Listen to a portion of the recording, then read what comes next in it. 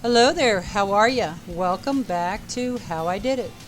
Well, today I'm making some one-to-one sugar water with some honey bee healthy in there for the non-thriving beehive, and I had people ask me how I did it, so I thought I would videotape it and bring you along for the ride. So simply I take 1 pound of water to 1 pound of sugar. And to make the measurements easy, 1 gallon of water weighs 8 pounds. So to 1 gallon of water, I add 8 pounds of sugar.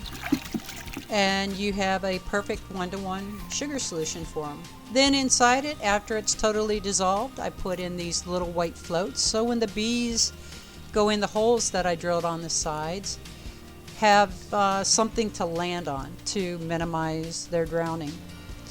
Simply load it in the front of the tractor and haul it out to the south side of the property. Now the lower bin, these are both 17-gallon bins, I put a pollen substitute, and the top bin is my one-to-one sugar water.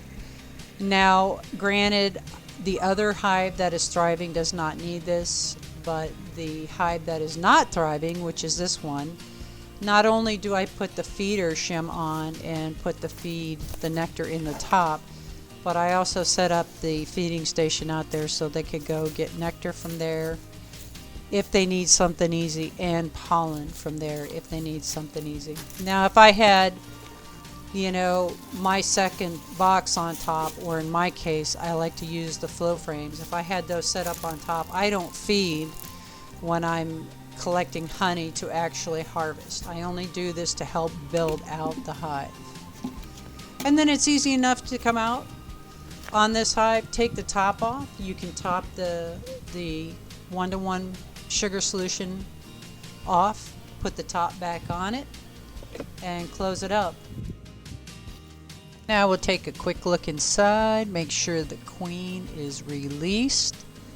And she is. As you notice, my Swiffer sheet there has hive beetles trapped. It's doing its job. I love it. Perfect. Absolutely perfect. And that's just a half of a Swiffer sheet as well. Alrighty then.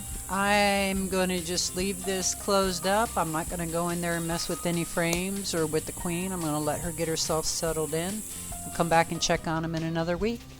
In the meantime, I want to thank you all for stopping by. Have an absolutely wonderful and blessed day. I'll see you next time on How I Did It.